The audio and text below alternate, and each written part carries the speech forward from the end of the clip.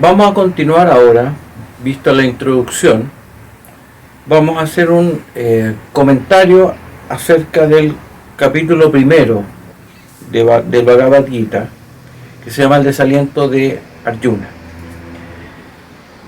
También quedé de mostrar el otro texto que recomendaba que cito, que se llama The Holy Gita, el Sagrado Gita, y es de Swami Chimayananda. Este es otro de los textos guías que uso. Ahora, lamentablemente este texto está en inglés. Ahora, si alguien lo puede usar en castellano. Y también recomiendo en esta versión en castellano que es de la traducción que hizo Yogananda. Vamos a leer algunas partes, las vamos a leer de este texto. Es de un precio razonable y es un texto muy bueno. Vamos ahora entonces a empezar el análisis del capítulo primero. Lo primero que debemos tener presente siempre al mirar un texto, sea el Bhagavad Gita, sea el Rig Veda, los Brahma Sutras, cualquiera, que en sánscrito el primer verso del texto resume el problema que va a analizar ese texto. Y hasta el verso final es donde encontramos la conclusión. Por lo cual, si alguien quiere acercarse, lee el primer verso y lee el último verso del texto y más o menos decir, de esto se trata y esta es la conclusión. Por supuesto, toda la etapa intermedia es el desarrollo. Ahora, ¿cómo empieza este capítulo, el desaliento de Arjuna? Empieza hablando Dhritarashtra, el rey ciego, como ya sabemos representa el goce mundano, y a nivel físico está ubicado en lo que se llama el puente de Barorio, donde se unen los dos hemisferios cerebrales. En ese punto, desde ahí nosotros miramos, desde ahí estamos ubicados.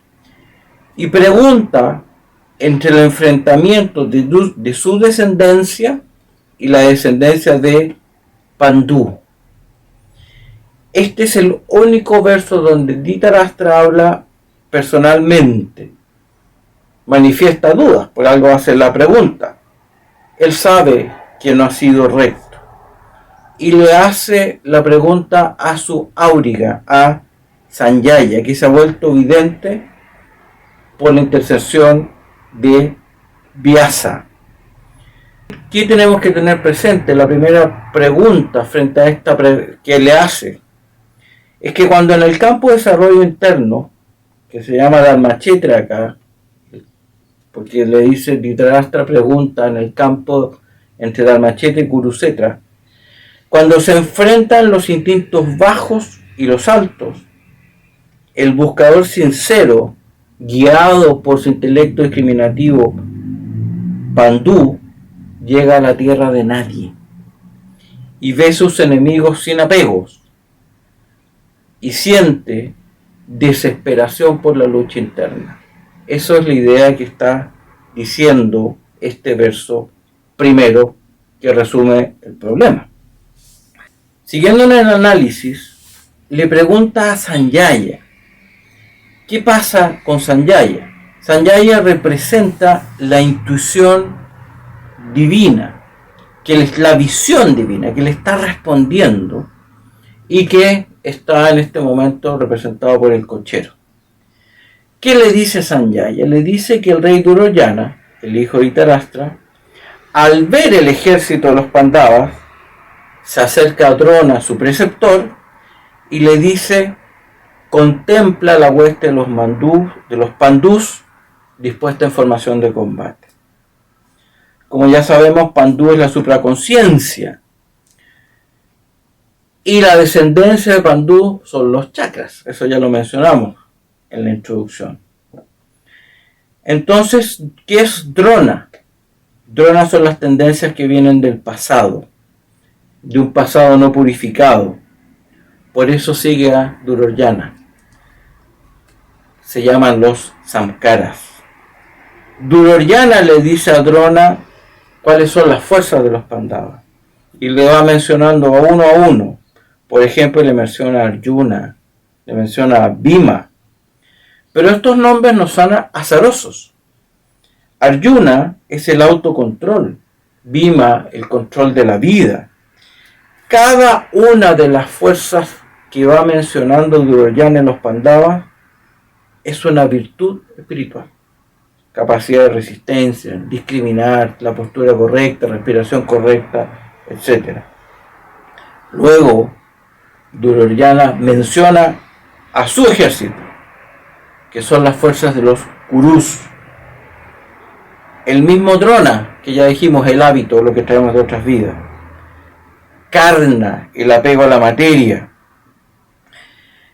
Cada una de las fuerzas que representa Duryodhana representa algo que nos lleva a sacarnos de estar equilibrados espiritualmente, de estar conectados con lo interno, algo que nos lleva hacia lo externo. Luego informa Duryodhana que sus fuerzas están protegidas por Bhishma, el anciano. Dice que son ilimitadas, dice, pero son insuficientes. Al frente están las de Bhima, su primo, que son limitadas pero idóneas, dice. Esto es la lucha interna diaria de todos los seres humanos. ¿Quién es Bhishma? Ya dijimos, él representa al ego, el ego no nacido, pero que está focalizado en lo externo, mantiene la conciencia focalizada hacia lo interior. Y además nos queda muy claro que aquí no estamos hablando de un ejército físico, puesto que si las fuerzas de Duryodhana son ilimitadas, son invencibles, pero resulta que Duryodhana tiene dudas. ¿Cómo va a tener dudas si su ejército es ilimitado? Y por otro lado, el ejército de Bhima, su primo, es limitado, pero idóneo. ¿Cómo un ejército limitado va a poder enfrentar a uno ilimitado y con posibilidades de ganar? Porque Duryodhana está inseguro, Dhritarashtra está inseguro. Confirma que no estamos hablando de ejércitos físicos, estamos hablando de actitudes. Duryodhana pide proteger a Bhishma en el verso 11. Él sabe que el ego es vital y le pide a Drona que lo cuide, el samskara. Los sanskaras que traemos de otra vida fortalecen al ego. Insiste en proteger a Bhishma, puesto que sabe Duryodhana que si el ego cae, él también cae. Aquí vemos su inseguridad. Y vemos también cuál es el ego de Duryodhana. Las caracolas, del verso 12 al 19, se tocan las caracolas. Primero toca el anciano, Bhishma, el ego, y le da aliento a Duryodhana, el quien es el deseo vanidoso. Todos los Kurus tocan. Luego toca Krishna y Arjuna.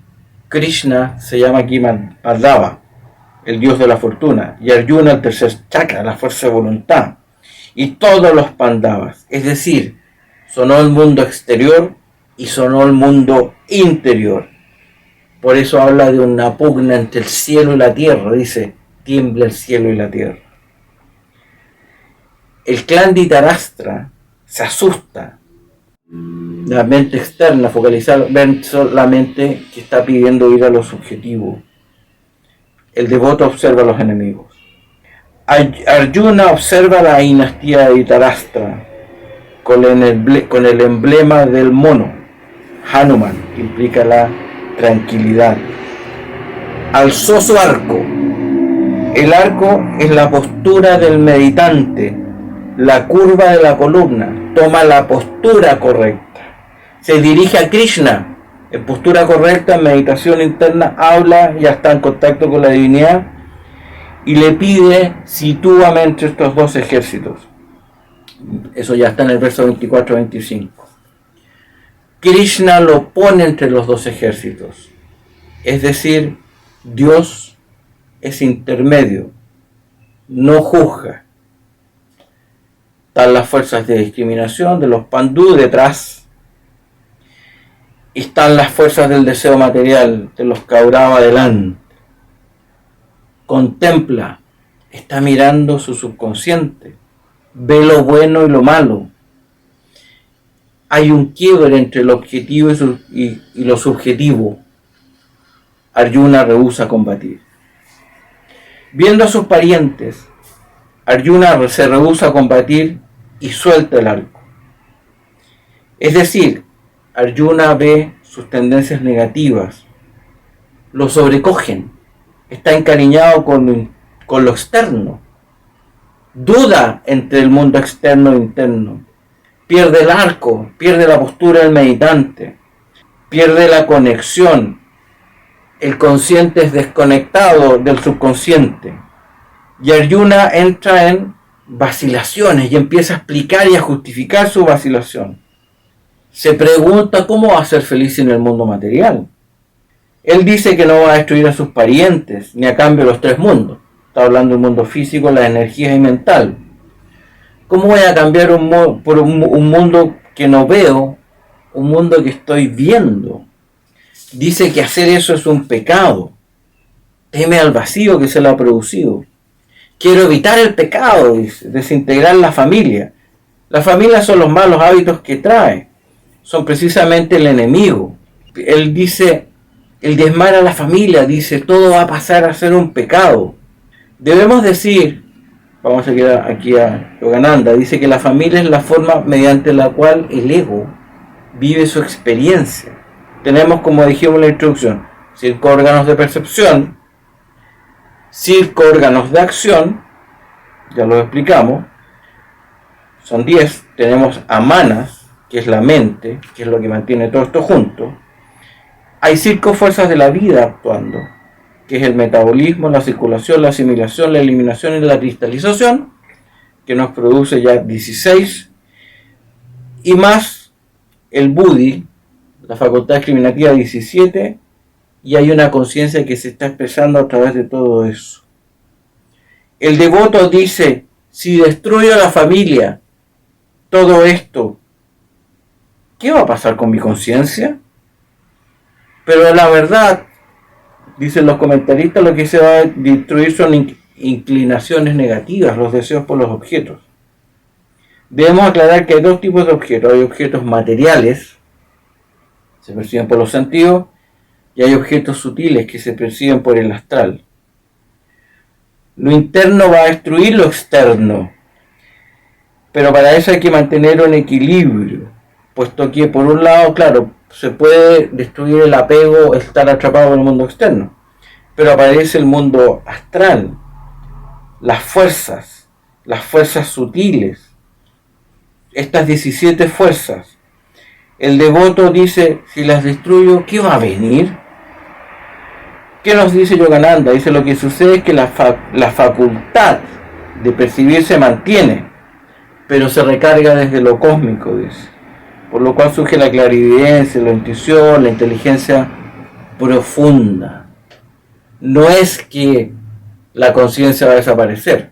Lo que sucede es que la voy a percibir desde otro lugar, desde un lugar profundo, interno. Dice entonces Arjuna, se va a corromper a las mujeres, dice. se produce la adulteración de lo sagrado, la mezcla de castas. No se van a hacer las ofrendas de arroz. Un pequeño comentario respecto a esto de las ofrendas de arroz. El Gita también tiene algunos datos respecto a la historia. Esto lo menciona Swami Chinamayanda. Dice, habla de eso. Las ofrendas ancestrales. Esto es porque se hacían ofrendas a la tierra, porque se creía que los ancestros vivían bajo tierra. Eso es muy común en los pueblos de esta época. ¿Qué alude con esto de que se van a corromper las mujeres? Alude a lo emocional, se va a dañar. ¿A qué alude con la mezcla de castas? Dice, esta es una pérdida, dice que las facultades de discriminación no van a funcionar bien, si no tengo, como si no estoy desconectado, dice, va a ser dañada. Voy a perder contacto con los sentidos. ¿Cómo voy a funcionar sin sentidos? Ahora, en realidad son los mismos sentidos, lo que pasa es que se ilumina, como ya dijimos desde otro lugar. Habla de lo femenino, lo masculino, es de la pugna entre el desequilibrio, habla, se va a producir un desequilibrio entre las emociones, que está representado por lo femenino, y la razón, que está representada por lo masculino. Debemos decir que es efectivo. En un momento en la práctica del meditante se produce un vacío, pero luego surge la bendición del supraconsciente, el contacto con lo infinito. Cuando habla del respeto a los ancestros, está hablando al respeto al alma individualizada y al ego. Eso es lo ancestral, lo que él trae. El devoto cree que para vivir necesita energía del medio. Dice, me van a negar el agua y el arroz. Eso es para el alma y el ego. Pero esa alimentación se empieza a obtener desde lo espiritual. Y como reflejo de eso espiritual, si es necesario, va a llegar desde el mundo externo. Menciona al infierno. Dice, ¿vale la pena esta matanza? Prefiero que me maten. La pregunta que se está haciendo es, bueno, ¿vale la pena todo este esfuerzo? ¿Por qué no disfruto este mundo? Mejor llevo una vida normal, si eso es lo que está diciendo Arjuna. Él sabe que no va a obtener la plenitud con este mundo, pero dice, ¿por qué no morir como un ser cualquiera? ¿Por qué todo este esfuerzo? Y en ese momento arroja el arco angustiado, bota las flechas y se sienta en el carro. ¿Qué significa eso? Dice que deja de meditar, no sigue con las flechas, que son las armas que ha ido desarrollando con los años para enfrentar sus defectos, y el arco, la postura correcta del meditante, la sienta y se sienta sobre los sentidos, el carro.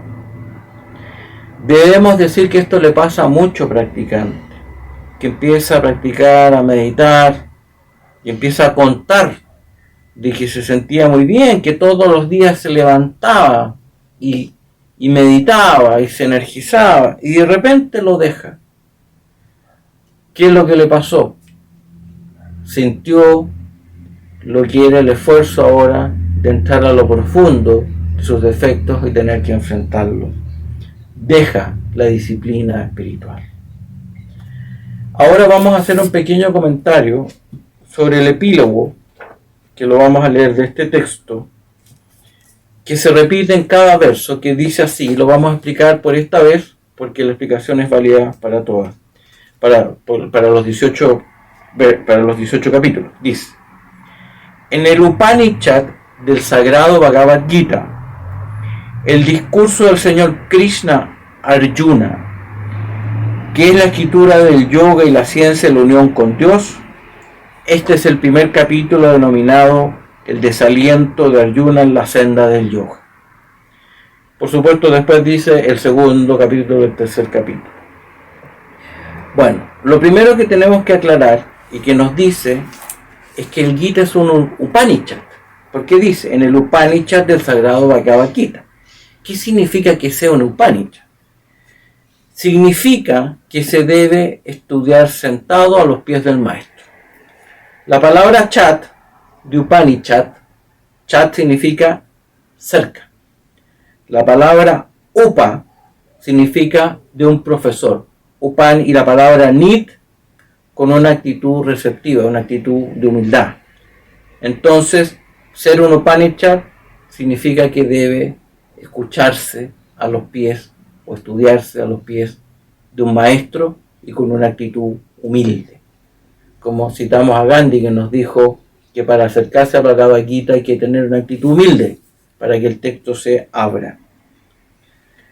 Ahora, los textos espirituales en general, y este en particular, nos habla de que hay una realidad que no cambia detrás de los fenómenos.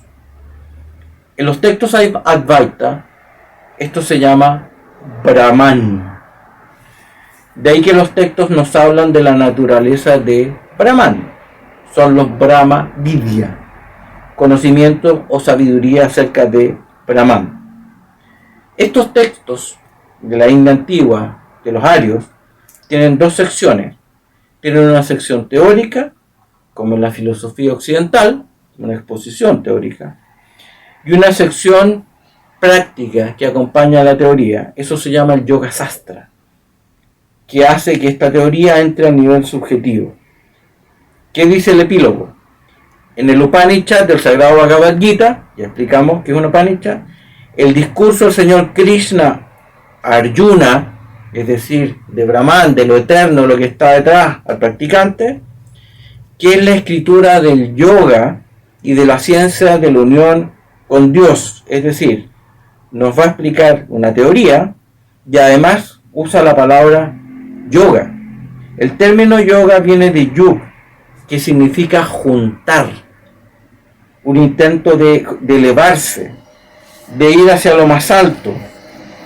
Y esta es una escritura de la ciencia del yoga, de la ciencia de la unión con Dios. Es decir, es un yoga sastra. ¿Qué significa? El Gita no es una mera exposición teórica. Son instrucciones, paso a paso hacia la perfección.